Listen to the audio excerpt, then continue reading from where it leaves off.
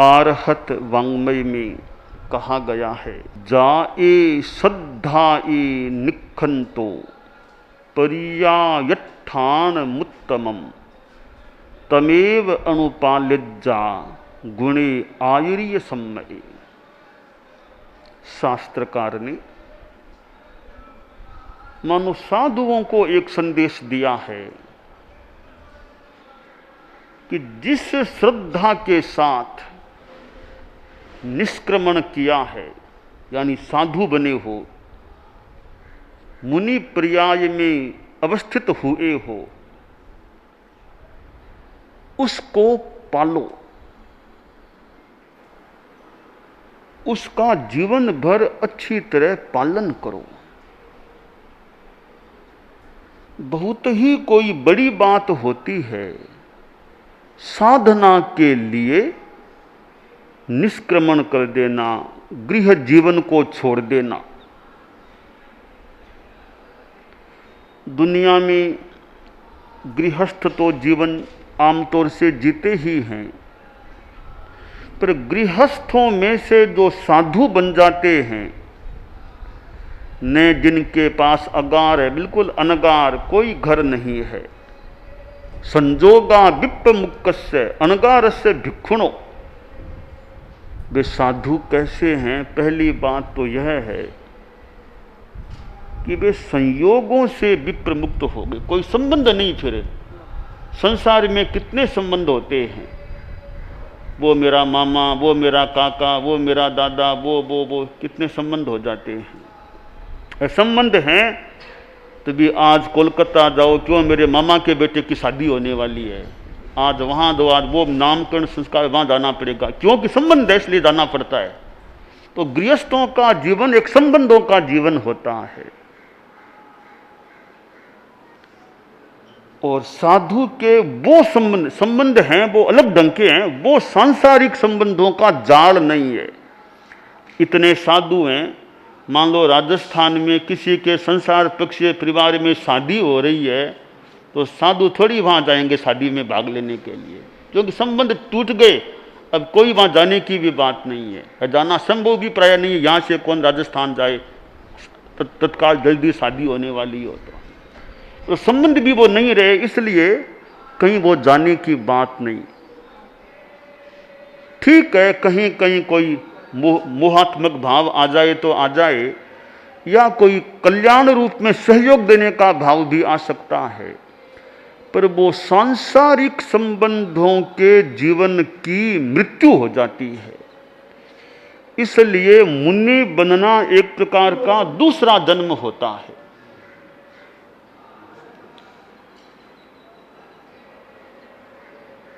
यह दूसरा जन्म यानी सांसारिक जीवन की समाप्ति। हम कितने मानो कि एक विशिष्ट काम करने वाले व्यक्ति हैं जिन्होंने सांसारिक जीवन, पारिवारिक जीवन छोड़ दिया, और जिन्होंने छोटी उम्र में साधुपन ले लिया है। अविवाहित अवस्था में 10, 11, 12, 13, 14 छोटी उम्र में, अविवाहित अवस्था में साधुपन स्वीकार कर लेना, बालावस्था में साधु बन जाना, जीवन भर साधुपन पाल लेना, कितनी बड़ी बात है। कभी कभी आपने सुना होगा कि साधु जीवे तो लाख का, मरे तो 1.25 लाख का। इसका मतलब क्या है? मरे तो 1.25 लाख का कैसे हुआ? मरे तो 1.25 लाख का हुआ कैसे? इसका एक अर्थ यह हो सकता है कि यानी मर गया, यानी उसने परिपूर्णता कर दी, सफल हो गया वह अपने काम में, सफलता हो गई, जिंदगी भर पाल लिया साधुपना। ये सफलता की संपूर्णता है, इसलिए 1.25 लाख का हो गया। जीवे तो लाख का, जी रहा है, साधना कर रहा है, तो वो उसे लाभ हो रहा है। परंतु एक आशंका है, जीवन में कहीं कोई गिरावट आ गई तो जो ही जीवन पूरा हो गया वो गिरावट हुई नहीं, तो यानी संपूर्णतया असफलता के साथ साधुपन पूरा हो गया, इसलिए साधु मरे तो 1.25 लाख का हो जाता है। एक ये अर्थ है, निकाला जा सकता है इस चीज का कि सफलता हो गई हमारी। तो यह निष्क्रमण करना और अच्छी तरह उसका पाल लेना, अच्छी तरह का एक प्रमाण यह है, एक प्रमाण हमारे संघीय दृष्टि से, कि दीक्षा ली और 100 वर्ष आ गई, जितने भी वर्ष आ गए, साधु जीवन संपन्न हो गया, यानी काल धर्म को प्राप्त हो गया, और पूरे जीवन काल में वो कभी संघ से अलग नहीं हुआ, न किया गया न अलग हुआ। उस रूप में हमेशा संघीय जीवन जीकर के अपना इस जीवन का समापन किया है, तो मानना एक उसकी सफलता है कि यह आराधना कर ली, बीच में कहीं उसने किसी भी कारण से संघ को छोड़ा नहीं, कठिनाइयाँ आई, कुछ आई, संघ को नहीं छोड़ा। तो उसकी और बात अलग है, संयम कितना अच्छा पाला, पर संघीय जीवन को छोटी मोटी बातों को लेकर छोड़ा नहीं, तो यह भी एक अपने आप में सफलता हो जाती है।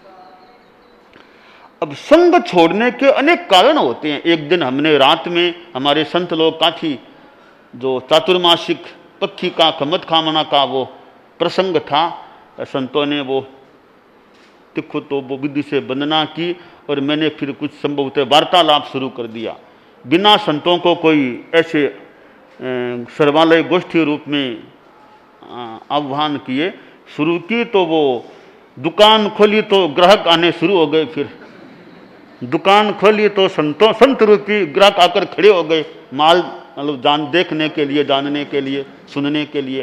तो संत काफी इकट्ठा हो गए, हमारी बात आगे बढ़ गई और संघीय जीवन के बारे में हमने चर्चा की।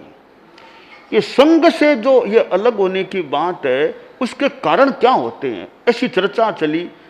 तो हमारे संतों ने भी कुछ बातें रखी होंगी, हमने भी रखी, और कहा भी छोटी मोटी बातों के लिए ये एक दुर्बलता आ जाए तो वो बढ़िया नहीं। मैंने कई संतों के नाम लिए, वो गए वो गए वो गए, उनका क्या हुआ उनका क्या हुआ, और मैंने एक संतों को कुछ बताने का, समझाने का प्रयास किया। गुरुदेव तुलसी को मुझे याद है कई बार वे संस्मरण सुनाते फरमाते, कभी कभी गुरुदेव तुलसी संस्मरण फरमाते थे रात में, कभी कभी तो बहुत यहाँ अच्छी बातें फरमाते। लाडनू में गुरुदेव विराजे हुए थे, तो वो ऊपर संभवतः विराजते जैन विषय बातें में, भिक्षु विहार में संत लोग जाते वंदना करते, तो कई बार वो संस्मरण फरमाते अपने जीवन के कई बातें। तो वो संस्मरण यानी उनके लंबे काल की जानी हुई देखी हुई बातें थी। खेत कालूगणी की बातें भी कभी फरमाते, कालूगणी ऐसे करते। तो ये गुरुदेव तुलसी भी कई बार यदा कदा यानी कभी कभी अपने संस्मरण फरमाया करते। कुछ साधु ऐसे बैठ जाते, कुछ देर तक फरमाते, ये बात ऐसी हुई, वो संत याद कालूगणी ऐसा करते, ऐसा फरमाते, मुझे ऐसा फरमाया, ऐसा किया। तो ये संस्मरण गुरुदेव फरमाते। तो मैंने उस दिन मैंने भी कुछ बातें शुरू कर दी संतों के सामने, संघीय जीवन के संदर्भ में, संघीय निष्ठा के संदर्भ में। तो एक सफलता तो यही है कि छोटी मोटी तुच्छ बातों के लिए संघ कभी छोड़ा नहीं, संघ ने उसको कभी छोड़ा नहीं, अंतिम श्वास संघ में लिया, लगातार संघ में रहा। तो एक सफलता तो वर्तमान युग की यही है कि इस ढंग से वो संघीय जीवन जीते हुए उसने अपना जीवन संपन्न किया है। आचार्य भिक्षु ने 3 बार निष्क्रमण किया। पहला निष्क्रमण तो जब उन्होंने वो शुरू में दीक्षा ली थी, बगड़ी में दीक्षा हुई थी उनकी, तब घर से वो निष्क्रमण किया, अभिनिष्क्रमण किया।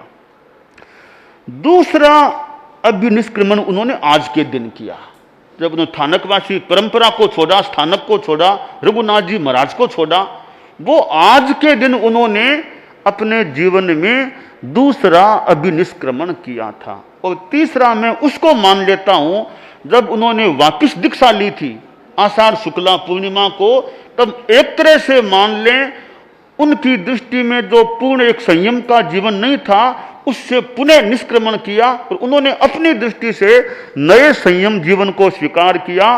वह उनका मेरे एक चिंतन के सामान्य तरीके से उनका तीसरा अभिनिष्क्रमण हुआ था। यूं उन्होंने अपने जीवन में 3 बार निष्क्रमण या अभिनिष्क्रमण किया था। आचार्य भिक्षु ने जो अभिनिष्क्रमण किया, संघ को भी छोड़ा उन्होंने। तो मैंने एक दिन पहले भी संतों से कहा होगा संभवतः कि एक तो ये पद लिप्सा के कारण से संग छोड़े, कमजोरी से संग छोड़े, भोग पिपासा से संग छोड़े, अनुशासन न सहने के कारण से संग छोड़े, कमजोरियों से संग छोड़े। एक तो वो पार्ट है। एक आदमी शुद्ध आचार पालने के लिए, शुद्ध सिद्धांतों के लिए कोई करे तो वो एक संग छोड़ने की अलग बात हो जाती है। तो आचार्य भिक्षु ने भी संग को छोड़ा था, पुराने संग को छोड़ा था और अभिनिष्क्रमण किया था। वो आज का दिन चैत्र शुक्ला नवमी का था, जिसे रामनवमी कहा जाता है। रामचंद्र जी से भी यह आज की तिथि जुड़ी हुई है। रामचंद्र जी भी यदा कदा हमारे धर्म संघ में उनका आख्यान, रामायण का व्याख्यान भी, राम यशो रसायन जो भी शुद्ध नाम है, परम पूज्य गुरुदेव तुलसी ने कितनी बार रामायण का व्याख्यान फरमाया है और भी लोग बांचते हैं। तो रामचंद्र से जी से जुड़ा हुआ है और हमारे धर्म संघ में तो आचार्य भिक्षु से जुड़ा हुआ और हमारे संघ से जुड़ा हुआ यह आज का दिन है। आचार्य भिक्षु अपनी बात को समझाने के लिए दृष्टांतों का भी उपयोग करते थे। यह 3 दृष्टांत हमारे यहाँ प्रसिद्ध है। चोर का दृष्टांत, 3 दृष्टांत है, कसाई का, कुशीलिए का। तो इन दृष्टांतों के द्वारा उन्होंने तत्व को समझाने का, तत्व को प्रस्तुत करने का, तत्व को कुछ विश्लेषित करने का मानो प्रयास किया है। चोर ने या चोरों ने चोरी का त्याग किया, तो यहां चोरों ने चोरी का त्याग किया, साधुओं ने उपदेश दिया था उनको, तो चोरी का त्याग कराया। चोरों को तो लाभ हुआ ही हुआ, पाप का त्याग कर दिया। साधुओं को भी लाभ हुआ कि चोरों की आत्मा को बचाया पाप से, वो साधुओं को भी लाभ हुआ। अब यहां कोई यह कहे भाई कि नहीं ठीक है, चोरों को चोरी का त्याग कराने से चोरों की आत्मा बची, यह लाभ साधुओं को भी मिला, उन्हें उपदेश दिया था, तो साथ में धन बचा, वो लाभ भी साधुओं को मिलना चाहिए। क्यों? सेठ को बचा दिया, सेठ को विपन्न होने से बचा दिया, गरीब होने से बचा दिया, यह अनुकंपा दया का काम किया, यह लाभ भी साधुओं को यह मिलना चाहिए। यह धर्म का लाभ जो भी, यह लाभ साधुओं को होना चाहिए। तो त्याग कराने से वो धन बचा, वो धन बचने का लाभ भी साधु को मिलना चाहिए। दूसरे दृष्टांत में बकरों को मारने का त्याग कराया, तो बकरों को मारने का त्याग कराने से कसाई की आत्मा सुधरी, यह तो अच्छा काम हो ही गया। जब बकरे बचे वो धर्म भी साधुओं को होना चाहिए कि बकरे बच गए, पंचेंद्रिय प्राणी बच गए, वो धर्म का लाभ भी साधुओं को होना चाहिए। तो त्याग कराया, उससे साथ में बकरे बचे, वो भी धर्म का काम, धर्म का लाभ साधु को होना चाहिए। तब स्वामी जी तीसरा दृष्टांत देते हैं। वहां वो पंचेंद्रिय प्राणी मर गया, उसका फिर क्या होगा? कईयों को असंयम का त्याग करा दिया, उसके साथ पंचेंद्रिय प्राणी मर गया, उसका धर्म होगा क्या साधुओं को? उसका पाप होना चाहिए फिर साधुओं को। तो अगर धन बचने से साधु को धर्म हो, कसाई के द्वारा त्याग करने से, बकरे बचने से साधु को धर्म का लाभ हो, तो फिर उस पंचेंद्रिय प्राणी के मरने से साधु को पाप भी तो लगना चाहिए। पाप लगना स्वीकार्य होता नहीं है, पाप तो कैसे माने साधु को लगा। तो यहां स्वामी जी अपने हिसाब से तीसरे दृष्टांत से सामने वालों का मुख बंद करने का प्रयास करते हैं कि जब वहां तुम धर्म मानते हो, यहां फिर पाप क्यों नहीं मानोगे? तो यहां पाप मान नहीं सकते। तो इस प्रकार स्वामी जी मुख्यतया तीसरे दृष्टांत के द्वारा प्रतिपक्षी या पूर्व पक्षी लोगों को निरुत्तर करने का या अपनी बात को गले उतारने का, समझाने का मानो प्रयास करते हैं। तो यह आचार्य भिक्षु का अपना एक दर्शन पक्ष भी है और उनके जीवन का आचार पक्ष भी है और फिर उनका एक संगठन का पक्ष भी है। तो आचार्य भिक्षु के जीवन का यह एक दर्शन पक्ष, सिद्धांत पक्ष, और दूसरा उनका आचार पक्ष। उन्होंने आचार के संबंध में अनेक बातें प्रस्तुत की, यह हो रहा है गलत है, यह हो रहा है, स्थानक बनते हैं साधुओं के लिए, वो गलत वो गलत। तो आचार पक्ष की भी उनकी बातें हैं। और जब संघ शुरू हो गया तो फिर जो संघ व्यवस्था की एक मजबूत मानो मीनार खड़ी हुई, मर्यादाएं बनी, वो भी एक उनके जीवन का एक पक्ष है। किस प्रकार उन्होंने भारमल जी स्वामी को उत्तराधिकारी बनाया था और मर्यादा पत्र निर्मित किया। हम मर्यादा महोत्सव मनाते हैं, वो विक्रम संवत उनका 1859 का माघ शुक्ला सप्तमी का लिखित मर्यादा पत्र है। उससे पहले भी लिखा गया है। तो यह मर्यादा व्यवस्था का भी उनके जीवन का एक पक्ष है। तो आज हमने 3 दृष्टांतों पर कुछ चर्चा करने का प्रयास किया है। और कई बार लगता है कि जितना हम गहराई में जाने का प्रयास करते हैं, गहरे पानी पैठ, जितना गहराई में जाते हैं तो कुछ नई कुछ बात सामने आ सकती है। अब हमने जो 3 दृष्टांतों की रात्रि में चर्चा की थी, शायद कुछ नई बात या पुरानी बात की पुष्टता हमारे कई संतों के विचारणा में, तर्कना में, चर्चना में नई बात या पुरानी बात की पुष्टि मान ले, कुछ भी मान ले, तो वो हम कुछ गहराई में जाते हैं तो ज्ञान हो सकता है। तो आचार्य भिक्षु के ग्रंथ भी हमें प्राप्त हैं। कितने कुछ गहराई लिए हुए उनके ग्रंथ हैं। नवपदार्थ सद्भाव को कोई पढ़ो तो पढ़ते रहें तो उससे भी नव तत्वों के बारे में अच्छी जानकारी मिल सकती है। अनुकंपा की चौपाई पढ़ो तो अनुकंपा के बारे में स्वामी जी के सिद्धांत कह दें, विचार कह दें, जो भी वो सामने आते हैं। और भी इंद्रियवादी की चौपाई को देखो, व्रताव्रत की कोई चौपाई पढ़ो, कितनी बातें। 10 दान की ढाल है व्रताव्रत की चौपाई में, देखो 10 दान की ढाल, कृपण दीन अनाथ है। ऐसे कितने कितने तात्विक एक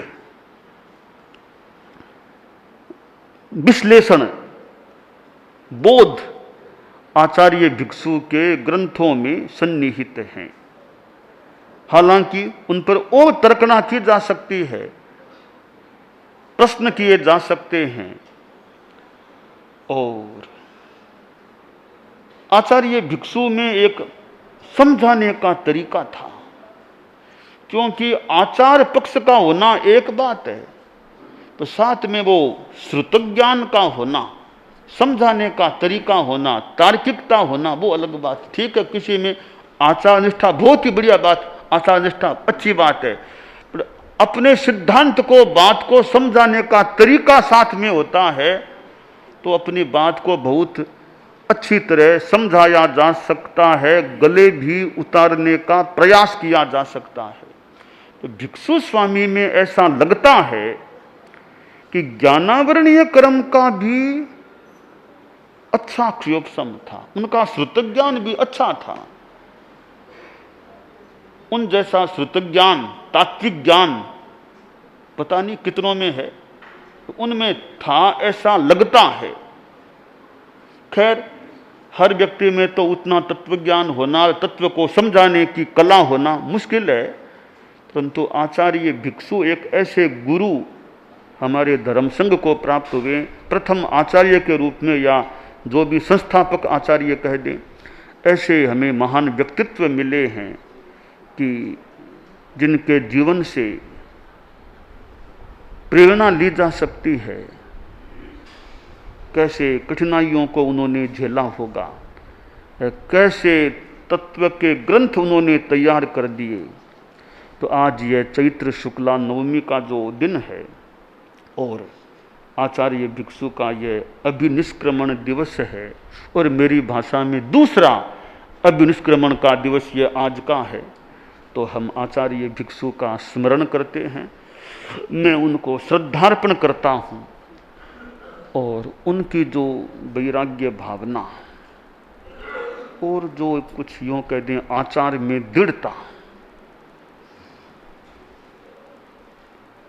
और विरोधों को भी किस प्रकार सहन कर लेना और धर्म संघ को कैसे एक व्यवस्थित रूप देने का प्रयास करना, क्योंकि जो अनुशासन का बीज हमारे धर्म संघ में बोया गया वह भी अपने आप में एक विशेष बात है।